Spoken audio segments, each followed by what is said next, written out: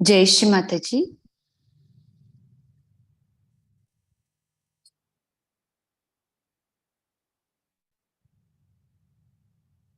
జై శ్రీ మాతాజీ.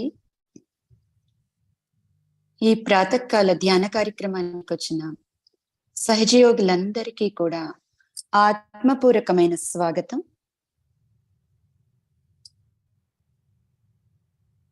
ముందుగా మన రెండు వారి చేతులను శ్రీమాతాజీ గారి వైపు తెరిచి ఉంచుకుని మన చేతుల్లోనూ తల మీద వచ్చే చైతన్యాన్ని మన చిత్తాన్ని పూర్తిగా అంతర్ముఖం చేసుకుంటూ పరిశీలించుకుందాం.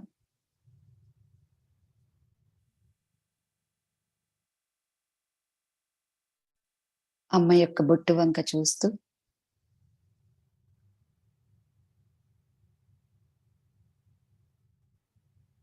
శ్రీమాతాజీ, దయచేసి మీరు మా సామూహికతలోకి రండి తల్లి.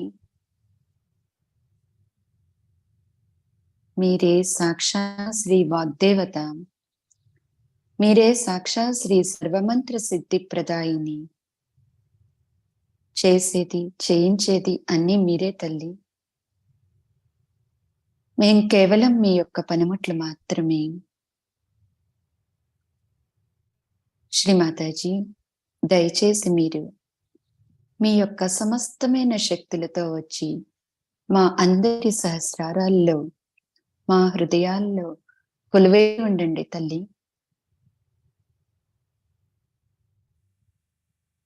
మీ పవిత్రమైన పాదపద్మాల దగ్గర మా సామూహికత యొక్క సంపూర్ణ శరణాగతిని స్వీకరించండి తల్లి. అందరం కూడా అమ్మ పాదపద్మాల దగ్గర సంపూర్ణ శరణాగతిని తీసుకుని కుండల్ని ఉద్దానపరుచుకుని బంధన వేసుకుందాం.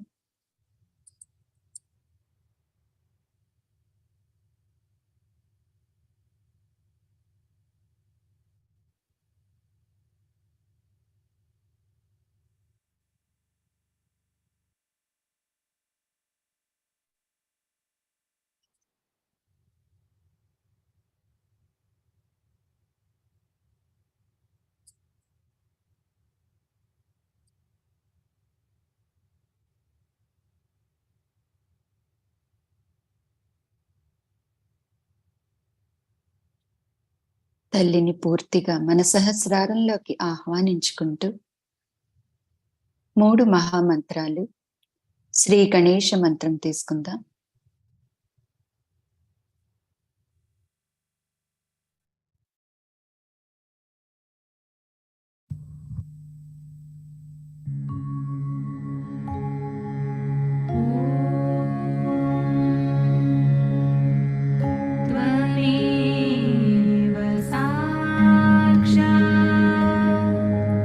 श्री महालक्ष्मी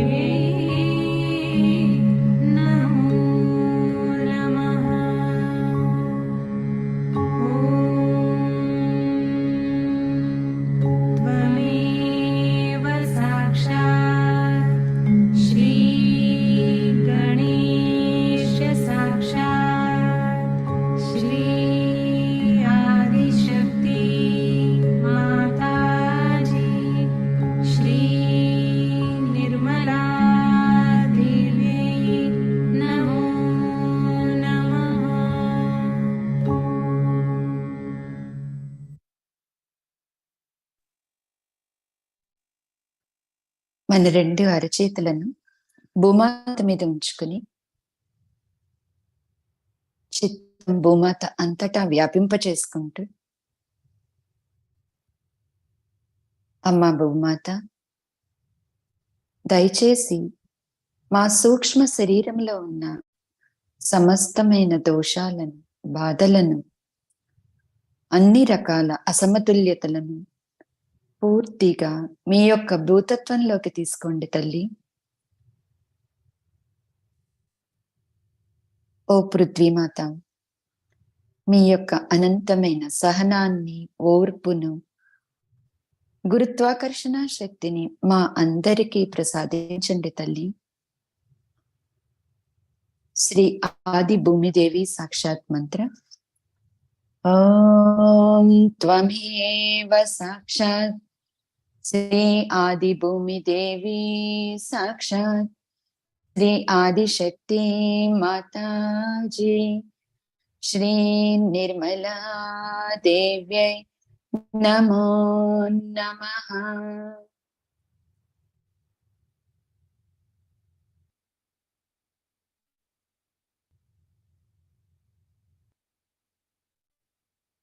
మన చేతి వేళ్లకు భూమాతకి మధ్యలో ఏం జరుగుతుందో పరిశీలించుకుందాం.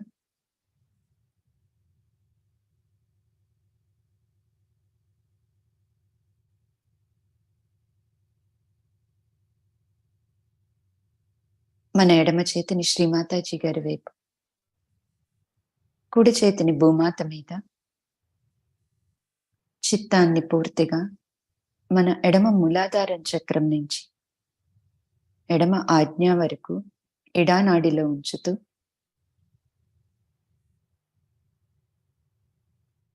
శ్రీమాతాజీ, దయచేసి మా ఇడానాడిలో ఉన్న సమస్తమైన దోషాలను భూమితత్వం ద్వారా తొలగించండి తల్లి.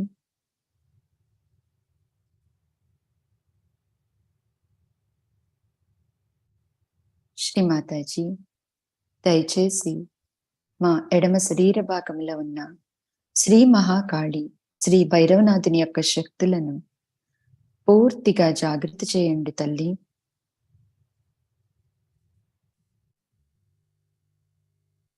మన కుడి చేతిని కుడి చెవి పై భాగంలో ఉంచుతూ ఎడమ ఆజ్ఞ దగ్గర ప్రెస్ చేస్తూ రిలీజ్ చేస్తూ హమ్ అనే బీజమంత్రాన్ని 2 సార్లు తీసుకుందాం. ఓం హం ఓం హం.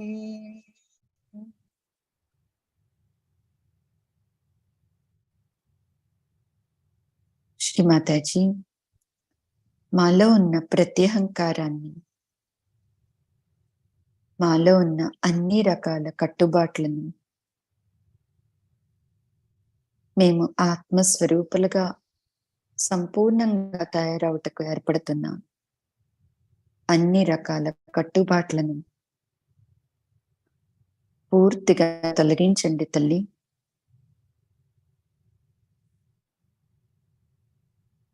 శ్రీమాతాజీ, మేము సంపూర్ణమైన ఆత్మస్వరూపులం కాబట్టి మాకు ఎటువంటి కట్టుబాట్లు లేవు.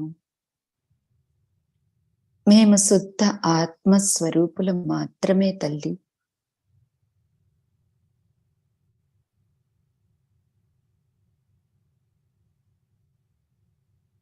మన ఎడ నాడిలో వచ్చే చైతన్యాన్ని 1 నిమిషం పాటు పరిశీలించుకుందాం.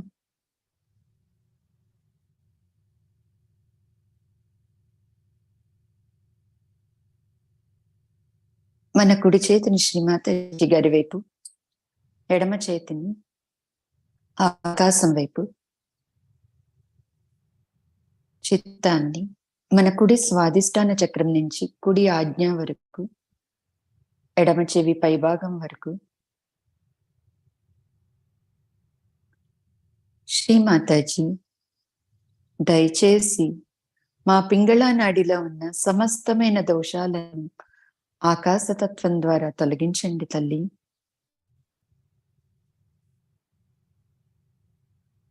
మా పింగళ నాడిలో ఉన్న శ్రీ మహాసరస్వతి శ్రీ హనుమంతుని యొక్క శక్తులను పూర్తిగా జాగృతి చేయండి తల్లి.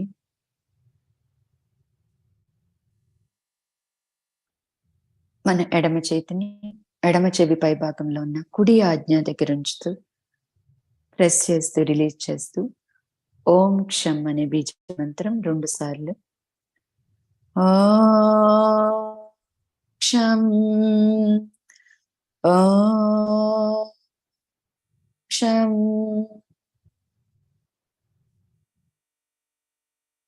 శ్రీమాతాజీ, దయచేసి మా అందరిలో ఉన్న అహంకారాన్ని పూర్తిగా తొలగించండి తల్లి. మేము సంపూర్ణమైన ఆత్మస్వరూపులు అవటానికి అడ్డుపడుతున్న ఈ అహంకారాన్ని మాలోంచి పూర్తిగా తొలగించండి తల్లి.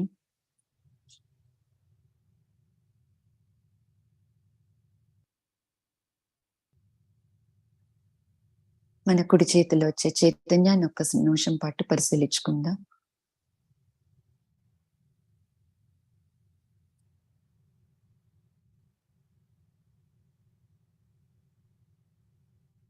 మన 2 అరచేతులను శ్రీమాతాజీ గారి వైపు ఉంచుకుని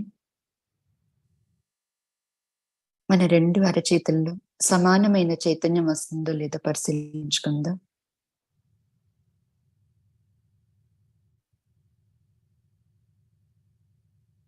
శ్రీమాతాజీ, దయచేసి మాలో ఉన్న గతానికి సంబంధించిన అన్ని ఆలోచనలను, మా యొక్క అన్ని కట్టుబాట్లను, ప్రత్యహంకారాన్ని, మా భవిష్యత్తు సంబంధించిన అన్ని ఆందోళనలు, మా యొక్క అహంకారాన్ని పూర్తిగా తొలగించి మా యొక్క సుషుమ్నా మార్గంలో నడిపించండి తల్లి. మా అందరిలో పూర్తి సమతుల్య స్థితిని స్థిరపరచండి తల్లి.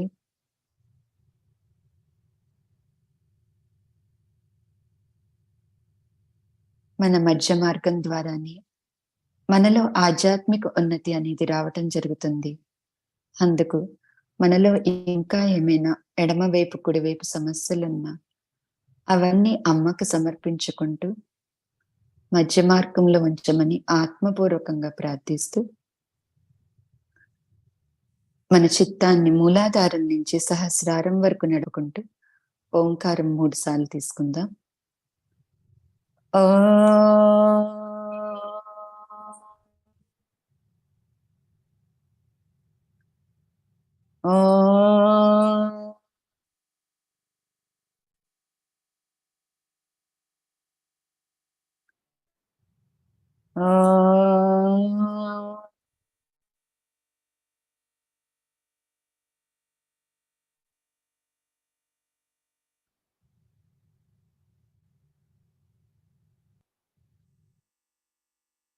మనందరికీ పూర్తి శాంతిని ప్రసాదించమని, ఆనందాన్ని ప్రసాదించమని ఆత్మపూర్వకంగా ప్రార్థిద్దాం.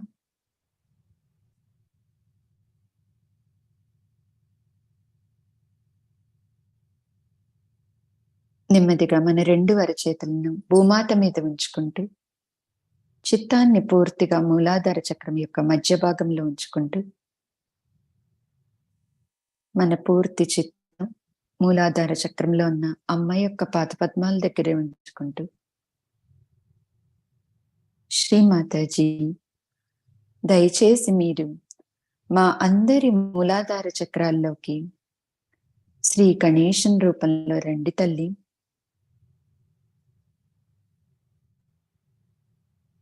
మీరే సాక్షాత్ శ్రీ విఘ్ననాశాయ గణేశం.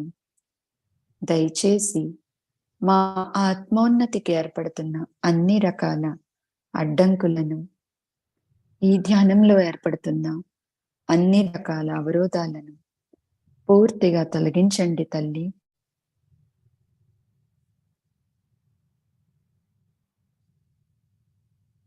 శ్రీ విఘ్ననాశాయ గణేశ సాక్షాత్ మంత్ర ఓం త్వమేవ సాక్షాత్ శ్రీ విఘ్ననాశాయ గణేశ సాక్షాత్ శ్రీ ఆదిశక్తి మాతాజీ శ్రీ నిర్మలా దేవ్యై నమో నమః.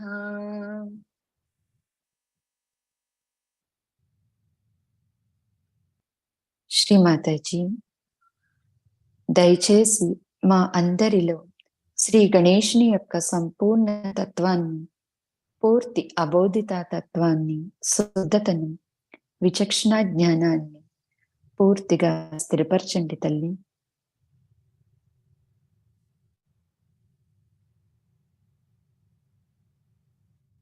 శ్రీ మాతాజీ, మీరే సాక్షాత్ శ్రీ గౌరీ గణేశం. దయచేసి మా అందరికీ మీ పాదపద్మాల కలయికలో ఉన్న ఆనందాన్నంతటిని, యోగానంద స్థితిని ప్రసాదించండి తల్లి.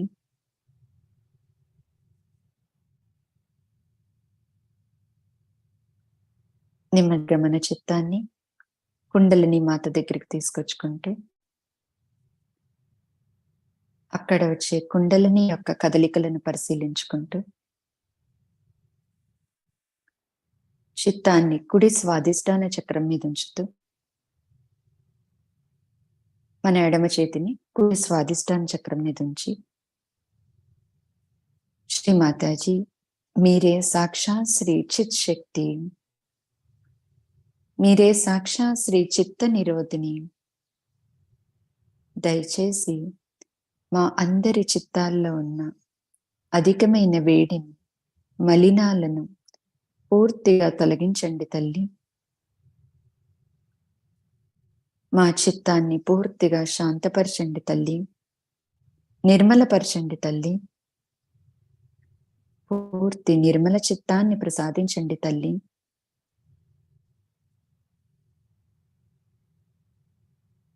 ఈ పూర్తి నిర్మల చిత్తం ద్వారానే మనం ఎక్కడైతే చిత్తాన్ని ఉంచుతామో అక్కడికి కుండలిని శక్తి రావటం జరుగుతూ ఉంటది. అందుకని మన చిత్తంలో ఉన్న పూర్తి మలినాలను పూర్తిగా తొలగించమని అమ్మని ఆత్మపూర్వకంగా ప్రార్థిద్దాం.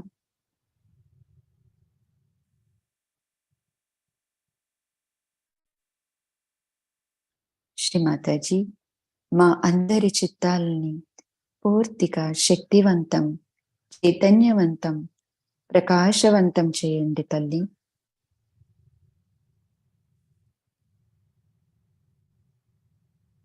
నెమ్మదిగా ఎడమ చేతిని శ్రీ మాతాజీ గారి వైపు, కుడి చేతిని మన ఎడమ హృదయం మీద. శ్రీ మాతాజీ, దయచేసి మీరు మా అందరి హృదయాల్లోకి రండి తల్లి. మా అందరి హృదయాలను పూర్తిగా తెరవండి తల్లి. పూర్తిగా విశాలం చేయండి తల్లి.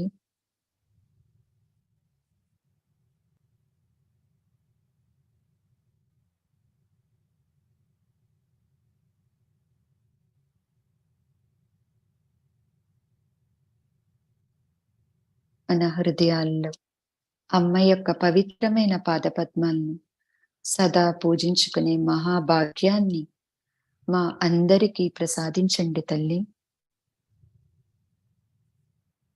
మమ్మల్ని సదా వాస్తవంలో నడిపించండి తల్లి. మేమందరము ఆత్మస్వరూపులమని ఎరుకలో సదా మమ్మల్ని ఉంచండి తల్లి. ఎటువంటి మాయలో పడనీయకండి తల్లి.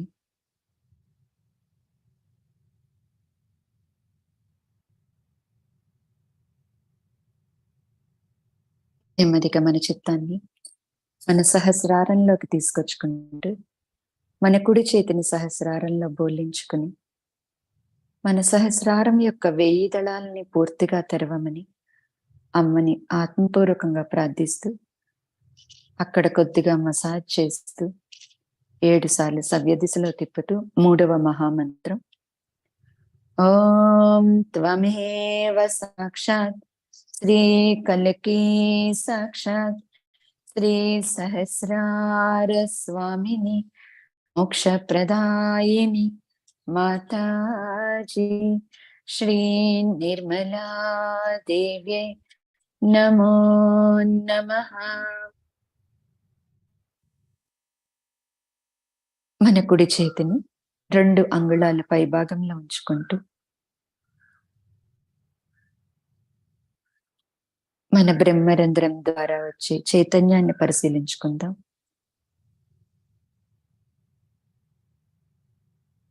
మన సహస్రారం ఇంకా పూర్తిగా తెరవలేదు అంటే మనం అమ్మకి ఇంకా పూర్తిగా శరణాగతులు అవ్వట్లేదని.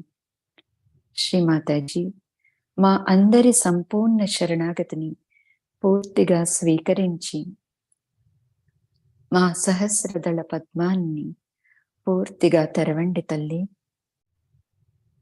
మా బ్రహ్మరంధ్రాన్ని విశాలం చేయండి తల్లి. మన చిత్తాన్ని మన కుడి చేతిని ఎంత పై వరకు తీసుకెళ్ళగలమో అక్కడ వరకు తీసుకెళ్తూ మన చిత్తాన్ని కూడా ఆ విధంగా తీసుకువెళ్తూ పూర్తిగా పరమ చైతన్యంతో ఒక్కటవుతూ ఈ శూన్యంలో ఉన్న పూర్తి నిశ్శబ్ద స్థితిని మనలో పూర్తిగా స్థిరపరచమని, పూర్తి నిర్విచారతలోని మన ఆధ్యాత్మిక ఉన్నతి ఉంటుంది. పూర్తి నిర్విచార స్థితిని మనలో పూర్తిగా స్థిరపరచమని, మనల్ని అందరినీ పూర్తి నిర్వికల్ప స్థితిలోకి తీసుకువెళ్ళమని ప్రార్థిస్తూ అమ్మ ఇచ్చే ఈ అనంతమైన పరమ చైతన్యాన్ని మన శరీరంలో ఉన్న కణకణాల్లోనికి తీసుకుంటూ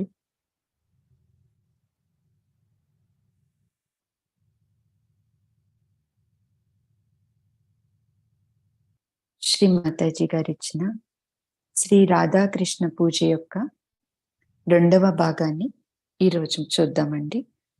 ఆత్మపూర్వకంగా ఎంతో భక్తి శ్రద్ధలతో విందాము. జై Shri Mataji.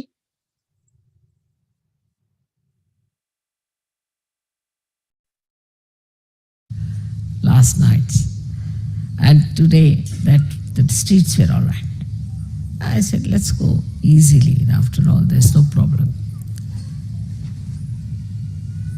At home, everybody was thinking I'll be late. I said, I'm not going to be late. Reached there was a big queue. And nobody could get into the plane because there was such a big queue. Nobody could even book the seat. So, what was the need to be tense? And supposing you are tense, take a position. And then you do not get the plane. So what? At the most only there's one mishappening which is going to take place is our death. That is inevitable. Because we are born, so this body has to die. That's all. The rest of it is just a joke. So, even if you are tense or not tense, makes no difference. I think sometimes people stand at the same point and start running, thinking they are going to the airport. No movement, tense. So, first of all, we have to know that if we can reduce our tensions, heart will open. Heart has to open. After all, we are now in the ocean of joy and bliss. Why should we have any tension? But when we are in the ocean of joy and bliss, we are not drowning, we are swimming. So we have to swim. And this part, I think, is not understood by many people. Now we have conditionings of countries of different styles. Every country has different styles of conditionings. Let's think of France has got conditionings that you should never look happy. You can make out a Frenchman, a French lady sitting in front of me. She was looking so miserable. I was about to ask, who has died in your family? She was well dressed. She had made all makeup, hairstyle, everything fine. She must have been. But her face was so miserable that I didn't understand how these two things combine. She's taken good care to appear very nice with her paints and all that. And here she is looking so miserable. She's put up a show that she was very miserable. Now, the conditioning is so stupid, that according to them, whatever is ugly has become beautiful. The ugliest of ugly women they'll choose and give her the first prize as the beautiest. I don't know for which angle they saw this lady, that they called her beauty. You'll find the lady is caught up, she is bhutish, giving horrible vibrations, and they say she's beauty. So, because of these tensed, oblique visions that we have, either this way or this way, we never see the reality, and what we accept is absolutely whatever is unreal and worry about. It's like a bubble. We are worried about a bubble, as if it's an atomic bomb or a hydrogen bomb. So unimportant things we worry too much. As a result of that, when we worry, anybody who comes near us, we jump on that person. What are you worried about? What's the problem? I tell you, the only worry I have, if I have any, is this, that my children should love each other. So I talk of friendship. It's to have a friend. If we have worries, we always tell to our friends, but not to persons of acquaintance. If we have problems, we'll never tell it to somebody whom we just know, by the way, but to our friends. And so friendship, even if you are a leader, you are a friend of the people. Friendship is such that you could share your secrets. You could share your problems. You do that with me. And why not with each other?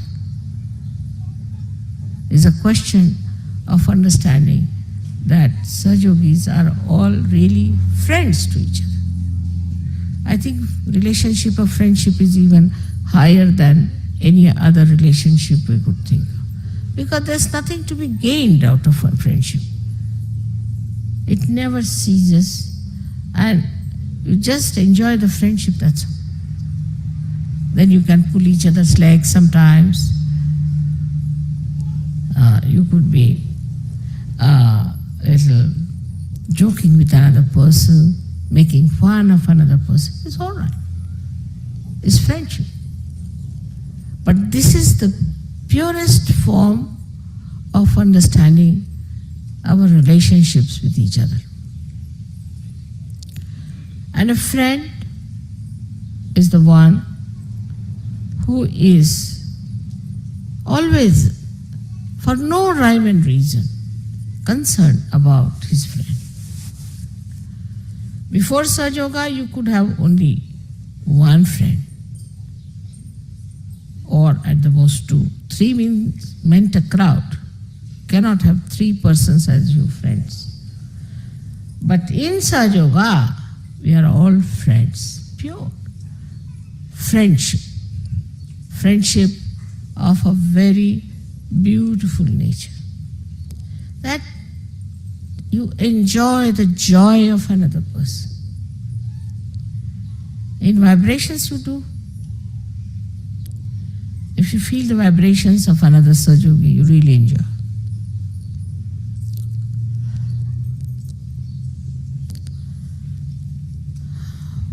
I have seen this kind of friendship when we were young, because that time people were more open-hearted, as my father had his friends. He was a very orthodox Brahmin, a friend of his, and he was the chairman of an organization all over the country, and the school that, one of the schools where I was studying, that organization was running, so he was a big boss in that school. So my father had to go for a case far away, and he took all his family and he sent me to the hostel. He wrote to his friend that I'm going away and my daughter has to appear for her final exams, but I'm sorry I had to go. I'm taking my family with me, but this is a nice chance. So the friend wrote, all right, doesn't matter, you can go away, I'm going to look after your daughter. He came down and he stayed in the hostel, took a room there in the hostel, we all were there. He was a Brahmin, he would not touch an egg. He was a Brahmin. But he knew that I eat eggs and I'm a non-veg. So, this were about summertime had started. But he would still put on his overcoat or a raincoat and walk out.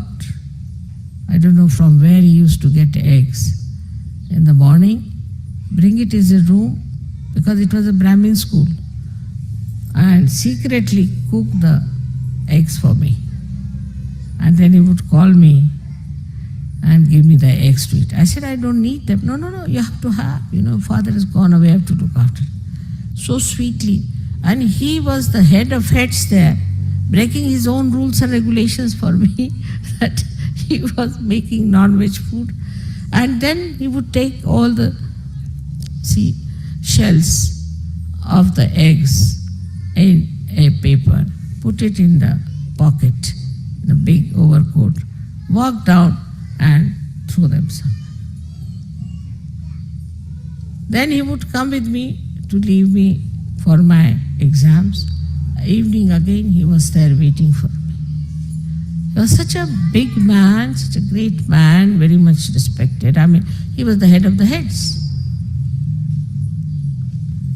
And every day I was very much surprised at this friendship.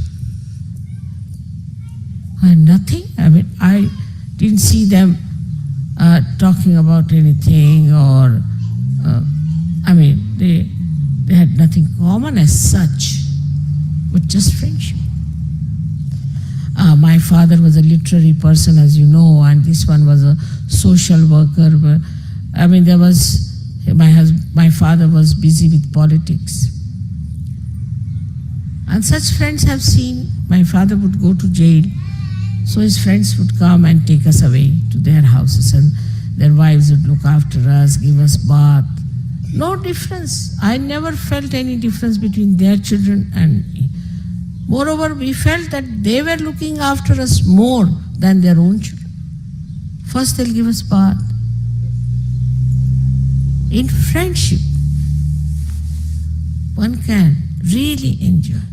You need a very large heart to be a friend. Very large heart.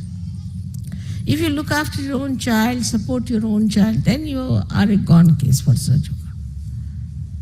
But if you have that kind of a largeness of friendship,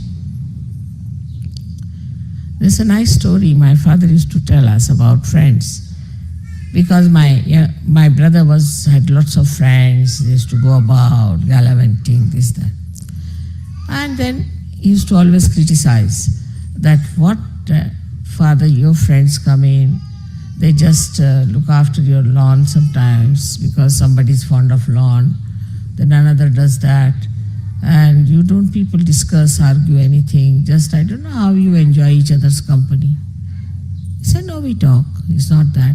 No, we enjoy very much. father told him, all right, I'll tell you a story. That there was a father who had a friend, and the son had a friend.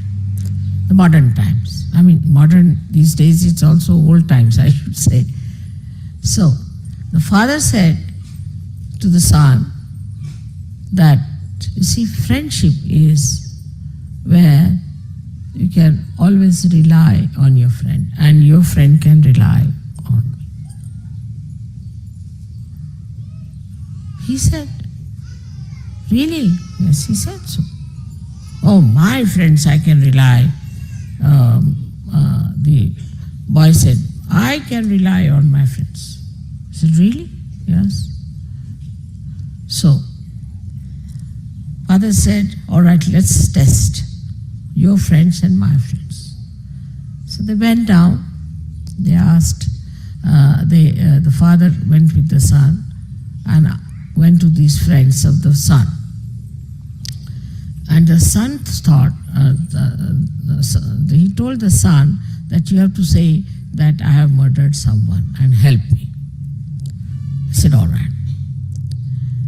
So, they went to one friend. That friend said, you murdered? Baba, you get out. He closed the door. Another one they went to, he closed the door. Third one, he said, no, don't say that you have come to my house. I have nothing to do with you. All his 20 friends said no.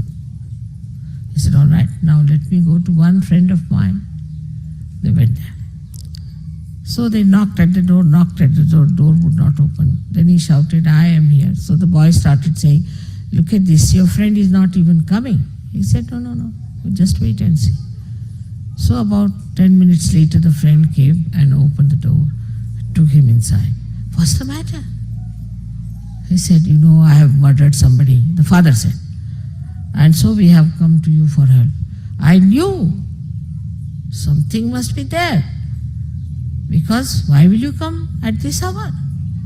So I was collecting all the ornaments of my wife. I mean, if you need money, I better give you the ornaments. So that's why I was late. But he said, if you have murdered, it doesn't matter. Now you've got children, I don't have. So you better tell them I have murdered. Tell me how the murder took place. I'll take the murder upon myself. And the son was surprised. He said, no, take this. Then the father said, see now, this is my friend. You had 20 friends and I had only one friend. This is his friendship. And this kind of a friendship we Sahaja we should have. I mean, with a friend you cannot be tense. Cannot be. That is first sign. And with your friend sitting there, you won't doze off and you won't sleep. But you enjoy. Once I was traveling by train and we had 2 compartments. So in one compartment, myself and one old lady were there. I mean, I was older than her, but she thought she was older. And she was trying to sleep. And in the other compartment were 2 friends. They had met. So they were enjoying. He was hitting him. He said, hey, you, and like that going on. And this lady said, look at these people. They are not allowing us to sleep. So she went and shouted at them. Will you stop this nonsense? What is going on? He said, we have met after a long time, you see, so we are enjoying. He said, this is not the way. Why are you eating each other if you are enjoying? And don't talk loudly. She went out. Then I went and said, now you shout. I am here. Don't say anything. I'll lock the door. This lady won't come. They were surprised. I said, I'm enjoying the way you are enjoying each other. They said, you don't want to sleep? No. I said, I want to hear what you say to each other. And they were surprised how I was enjoying the way they were hitting each other and enjoying each other. So this is how I have to tell you that we have to be friends. We have to share, enjoy sharing. There's no seriousness about it. How can you be serious with your friend when you just relaxed, enjoying each other's company? Even if you have to argue, doesn't matter. Even if you have a different view, it's all right. But you should not try to impose yourself on your friend nor your friend should try to impose, but try to understand each other. That's how we are going to learn such a lot. You have to learn such a lot from each other. For example, I learned so much from French, you will be surprised. I learned a lot of things from French, the way they have their art, their ideas of art, their music, their culture, lots of things to be learned. So you have friends in India, you have friends everywhere, you have friends now in South America. Everywhere you have friends. You just go with my badge, finished. Oh, they'll all jump for you, they'll do anything for you. So this friendship, just think of it in this world. We have thousands and thousands of friends everywhere we go. And this is what we have to know within ourselves, that we have to be ourselves very, very friendly time. Very friendly. There's an openness between one friend and another friend. There's no closeness, there's no tension, there's no formality and reliance. So much so that you can talk to them about what you want, what is your need, and what problems you have. I hope you understand that love means complete freedom to yourself and to others. If you love someone, then there is complete freedom and understanding. But this love has to be very, very pure, complete understanding. You have to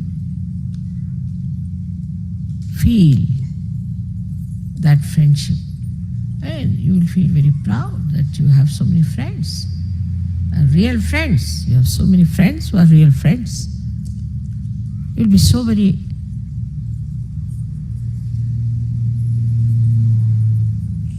feeling a thing as if you are a great personality, that you have so many friends in this world. You are not alone. Imagine before this what we had, so many saints, so many great souls were born, and they were treated like singular people and tortured, killed, poisoned. They were alone. But you are not. You are all friends to each other. And the greatest friend you have is the divine power, which is looking after you and doing everything for you. If you have that kind of a relaxed, beautiful alertness within you, you are going to enjoy life. You are going to enjoy Sahaja, and you are going to get many, many more people in Sahaja. And if you don't have this among yourselves, then people are going to say, oh, Mother, whatever you may say, but Sahajogis are no good. So, for today, in this country of France, where we have got liberation, where we have fought for liberation, let us take to real liberation, the real liberation of the soul, of our spirit, to enjoy. Enjoy everything that is available with understanding. May God bless you all. Thank you.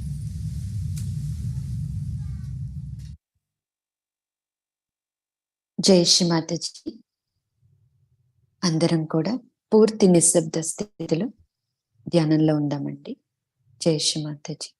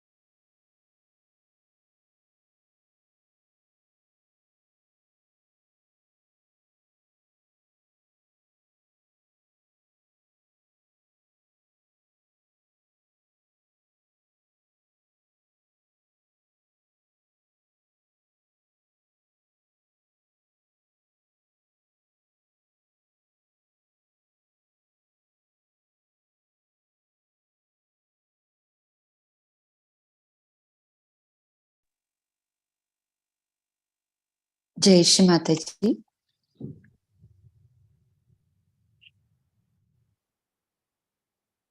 స్నేహం యొక్క ప్రాధాన్యత.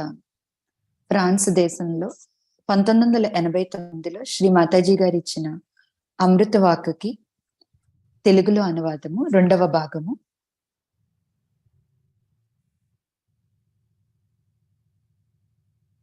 మీరు ఉద్వేగంలో ఉన్నా లేకపోయినా జరిగేది జరగక మానదు. ఉద్వేగాన్ని తగ్గించుకున్నప్పుడు మన హృదయం తెరవబడుతుంది. దాంతో మనం ఒక బ్రహ్మానంద పరమానంద సాగరంగా మారుదము. అందుచేత మనము ఏ రకమైన ఉద్వేగానికైనా ఎందుకు గురి కావాలి? మనము నిజాన్ని సరిగ్గా అర్థం చేసుకోవటం ఎంతో మంచిది. వివిధ దేశాల్లో పలు రీతుల కట్టుబాట్లు, ఆచార పరిమితులు ఉన్నాయి. ఈ ధోరణి అంతా ఓ నీటి బుడగను ఆటం బాంబులా భ్రమించి తల్లడిల్లడం లాంటిది. ఏ విధమైన ప్రాముఖ్యత లేని విషయాల గురించి మనము ఆందోళన చెందదము. మనం వ్యాకులపడి ఆ వ్యాకుల చిత్తంతో మనం ఉన్నప్పుడు మనల్ని సమీపించే వారి మీదకి ఆవేశంతో ఎగిరి కుప్పిగంతులు వేయటానికి తయారవదుము. దేని గురించి అంతగా కలవరపడుతున్నారు? నాకున్న కోరిక ఒక్కటే, నా పిల్లలైన మీరంతా ఒకరితో మరొకరు ప్రేమతత్వంతో కలిసిమెలిసి ఉండాలి. మనకేమైనా బాధలుంటే ఆ బాధలను మనం స్నేహితులతో పంచుకోవటం మంచి పద్ధతి. స్నేహ ధర్మం ఎటువంటిదంటే మీ అంతరంగ రహస్యాలను కూడా వారితో మీరు పంచుకోవచ్చును. మీరొక పెద్ద నాయకులైన, అధికారులైన మొట్టమొదటి మీరొక స్నేహితులు మాత్రమేనని గుర్తించండి. మీ సమస్యలన్నింటినీ నాతో పంచుకున్నట్లుగానే మీరు మీ స్నేహితులతో ఎందుకు పంచుకొనకూడదు? సహజయోగులంతా ఒకరితో ఒకరు స్నేహితులు. స్నేహ బాంధవ్యం తదితర సంబంధాల కన్నా ఎంతో మిన్న. స్నేహం నుండి లబ్ధి పొందేదేమీ ఉండనందున స్నేహానికి ఆ విలువ ఉంది. స్నేహ బాంధవ్యంలో మీరు ఆనందంలో ఉండెదరు. ఒకరితో మరొకరి బాంధవ్యాన్ని అర్థం చేసుకునే స్వచ్ఛమైన రూపమే స్నేహము. తన స్నేహితుడు హితాన్ని సదా కాంక్షించేవాడే నిజమైన స్నేహితుడు. స్వచ్ఛమైన స్నేహానికి మృదు మధుర స్వభావం ఉంటుంది. మీరు మీ స్నేహితుల సుఖ సంతోషాలను ఆనందించెదరు. మేము మా పిన్న వయసులో ఉండగా ఈ తరహా స్వచ్ఛమైన స్నేహాలను అనేకం చూశాము. ఆ రోజుల్లో ప్రజలు ఎంతో విశాల హృదయంతో ఉండేవారు. మా తండ్రి గారికి సనాతన సాంప్రదాయాలను తూచా తప్పక పాటించు ఓ మంచి స్నేహరత్నం ఉండేవారు. ఆయన స్వతహాగా బ్రాహ్మణుడు. నేను చదువుతున్న స్కూల్కి ఆయనే చైర్మన్. ఓ మారు మా తండ్రి గారికి చాలా దూరం వెళ్ళవలసిన పని ఉన్నందున నన్ను ఆ స్నేహితుని రక్షణలో హాస్టల్లో ఉంచారు. ఆ బ్రాహ్మణుడు గుడ్లు తాకడు. నేను గుడ్లంటే ఇష్టపడతానని ఆయనకు తెలుసు. ఆయన రహస్యంగా గుడ్లు ఉడకేసి నా కోసం తెచ్చేవారు. నేను వద్దని ఎంత వారిస్తున్నా ఆయన వినకుండా, నీ పరీక్షలకు నీకు బలం అవసరం. నా స్నేహితులైన మీ తండ్రి గారు ఊరు వెళ్ళినందున నేను నీ యోగక్షేమ సమాచారాలు చూడటం విధిగా నా బాధ్యత అంటూ మృదువుగా చెప్పేవారు. స్కూల్ చైర్మన్ అయిన ఆయనే తాను విధించిన నియమ నిబంధనలను నా కోసం విధిగా అతిక్రమించేవారు. మా తండ్రి గారికి ఆయనకు ఏ అలవాట్లలోనూ పొంతన కుదరకపోయినా వారిద్దరూ బహుమంచి స్నేహితులు. మా తండ్రి గారు స్వాతంత్ర పోరాటంలో జైలుకి వెళ్ళినప్పుడు వారి స్నేహితులు మమ్మల్ని వారి ఇళ్లకు తీసుకుని వెళ్ళేవారు. వారి పిల్లలకు మాకు మధ్యన ఏ భేదభావాన్ని మేము అనుభూతి చెందలేదు. ఇంకా చెప్పాలంటే వారు మమ్మల్ని వారి సొంత సంతానం కంట ఎక్కువగా ప్రేమగా చూసుకునేవారు. ఒక స్నేహితునిగా రూపొందాలంటే ఎంతో విశాలమైన హృదయం ఉండాలి. ఒక ఊరిలో ఓ తండ్రి కొడుకులుండేవారు. వారికి వారి వారి స్నేహితులుండేవారు. ఓసారి తండ్రి తన కుమారునితో స్నేహం ఎంతో విలువైనది, తన స్నేహితునికి సుఖ సంతోషాల కోసం సర్వం త్యాగం చేయగలిగిన వాడే నిజమైన స్నేహితుడు అని చెప్పాడు. కుమారుడు తనకు బహుమంచి స్నేహితులున్నట్లుగా తండ్రితో కోతలు కూశాడు. దానికి తండ్రి, మీ స్నేహితులను మా స్నేహితులను ఒక మారు పరీక్షిద్దామని చెప్పారు. వారిద్దరూ తనయుని మొదటి స్నేహితుని వద్దకు వెళ్లారు. అతను పరీక్షించే నిమిత్తమై తన మిత్రునికి, నేనొక హత్య చేశాను, నీవు సహాయం కావాలని చెప్పు అని చెప్పారు. అది విన్న ఆ స్నేహరత్నము, నీవు చంపేవా? అయితే వెంటనే బయటకు పద అంటూ వారిద్దరిని బయటకు నెట్టివేశారు. వారు కుమారుని రెండో స్నేహితునికి కలిసినప్పుడు ఆ స్నేహమాణిక్యము, వారితో ఈ ఇంటికి మీరు వచ్చినట్లుగా కూడా ఎవరికీ చెప్పకండి అంటూ వారిని వెంటనే తరిమివేశారు. వారప్పుడు తండ్రి స్నేహితుని ఇంటి వద్ద వెళ్ళారు. కొద్దిసేపటి దాకా సమాధానం రాలేదు. ఆ తరువాత కొద్దిసేపటికి ఆ స్నేహితుడు తలుపులు తెరిచి వాళ్ళని లోనికి రమ్మని ఆహ్వానించాడు. ఆలస్యానికి మన్నించమని అడుగుతూ, రాకూడని వేళలో మీరు వచ్చినందుకు, మీరేదో ప్రమాదంలో చిక్కుకున్నారని నేను గ్రహించితిని. మీకు డబ్బు అవసరమేమో అని భావించి మా శ్రీమతి ఒంటి మీద బంగారాన్ని సేకరించి పట్టుకుని రావటంలో, తలుపు తీయడంలో కొద్దిగా ఆలస్యమైందని వారితో చెప్పారు. ఇంకా ఆ స్నేహితుడు ఇలా అన్నాడు, నీవు హత్య చేసి ఉన్నా నీకేం పర్వాలేదు, నీకు సంతానం ఉన్నది, నాకు పిల్లలు లేరు, కావున నేనే ఈ హత్య చేశానని చెప్పడమే అన్ని విధాలుగా శ్రేయస్కరమని చెప్పగా, అది విని తనయుడు నిర్ఘాంతపోయాడు. నిజమైన స్నేహం అంటే ఇదే మరి. 20 మంది సమయానికి ఆదుకొని వ్యర్థమైన స్నేహితులు నిలవబడే వారి కంటే ఒక్కడున్నా, ఒక మంచి స్నేహితుడున్నా అదే చాలును. మీరు మీ స్నేహితులతో ఉద్వేగంగా ఉండకూడదు. ఒకరి సహచర్యంలో మరొకరు విశ్రాంతిగా, ప్రశాంతంగా ఆనందిస్తూ కాలం గడపాలి. మీరు వాదించవలసి వస్తే వాదించండి. మీకు మీ స్నేహితునికి వేరువేరు దృక్పథాలుండినా పర్వాలేదు.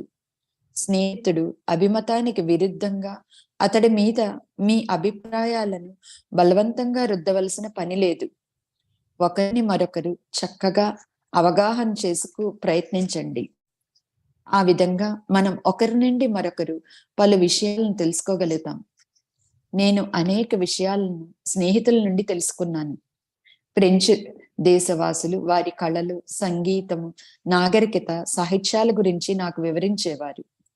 మీకిప్పుడు ప్రపంచంలోని అన్ని ప్రాంతాల్లోనూ లక్షలాది మంది స్నేహితులున్నారు. నా బ్యాడ్జ్ ధరించి వెళ్ళండి. మీ సహజయోగ స్నేహితులు మీకే సహాయం కావాలన్నా చేస్తారు. మన పట్ల మనం కూడా చాలా ప్రేమపూర్వకంగా ఉండగలగాలి. ఒక స్నేహితునికి మరో స్నేహితునికి మధ్యన అరమరికలు లేని వాతావరణం ఉండాలి. మీకు మిగతా వారి మధ్యన సంపూర్ణమైన స్వేచ్ఛ వాతావరణం ఉంటేనే ప్రేమ ఆస్కారం అవుతుంది.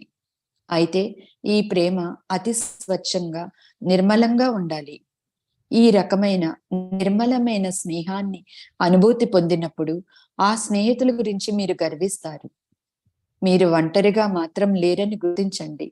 గతంలో పలువురు మునివర్యులు, ఆత్మజ్ఞాన సంపన్నులు, పుణ్యపురుషులు, సత్యాన్వేషకులు విడివిడిగా వివిధ కాలాల్లో ఈ భూమిపై జన్మించారు. వారందరూ ఎవరికి వారే ఒంటరిగా వివిధ కాలాల్లో ఒకరితో మరొకరు సంబంధం లేకుండా జీవించినందువలన వారిలో పలువురు మానవులచే హింసింపబడ్డారు. అయితే ఇప్పుడు పవనజనులైన మీరంతా ఒకరికొకరు స్నేహితులైనందున గత చరిత్రలో జరిగినట్లుగా ఇప్పుడు జరిగే అవకాశమే లేదు. దైవశక్తి మీ బాగోగులను చూస్తూ ప్రతి పనిని మీకోసమే చేస్తున్న మీ మహోన్నతమైన స్నేహితుడు. మనకు విముక్తి లభించిన ఈ దేశంలో మనకు లభ్యమైన ప్రతి ఒక్కదాన్ని సరైన అవగాహనతో వినియోగించుకొనుచు మనమంతా ఆత్మ యొక్క నిజమైన విముక్తిని పొందుదాం గాక. భగవంతుడు మిమ్మల్ని ఆశీర్వదించుగాక. జై శ్రీ మాతాజీ.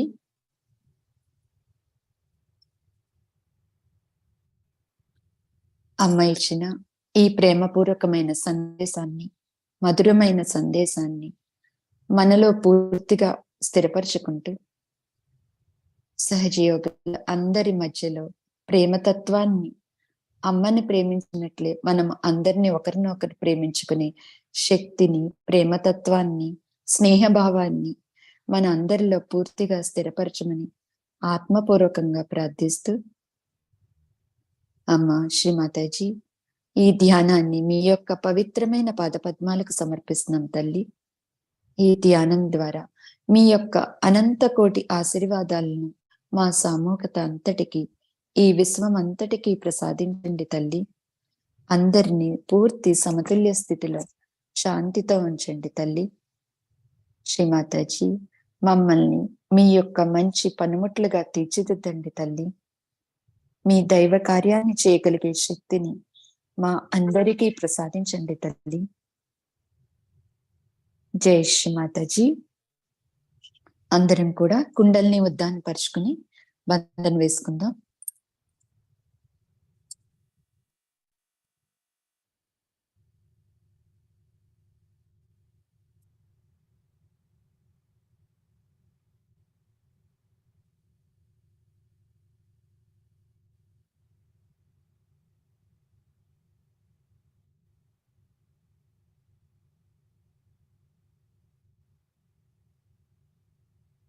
అమ్మ, మీ యొక్క ప్రేమ, కరుణ, దయ మా అందరిపై సదా కురిపిస్తున్నందుకు మీకు, శ్రీ సదాశివునకు, సహాయం చేసిన అందరి దేవీ దేవతలకు శతకోటి ధన్యవాదాలు తల్లి. జై Shri Mataji. Thank you Shri Mataji. Thank you everyone. Have a wonderful day. ఈ ధ్యాన కార్యక్రమాన్ని ఇంతటితో ముగించుకుని రేపు మరలా ఇదే సామూహికతలో కలుసుకుందామండి. అందరం కూడా సంగీతం వింటూ మన ధ్యాన స్థితిని కొనసాగించుకుందాం. జై శ్రీ మాతాజీ.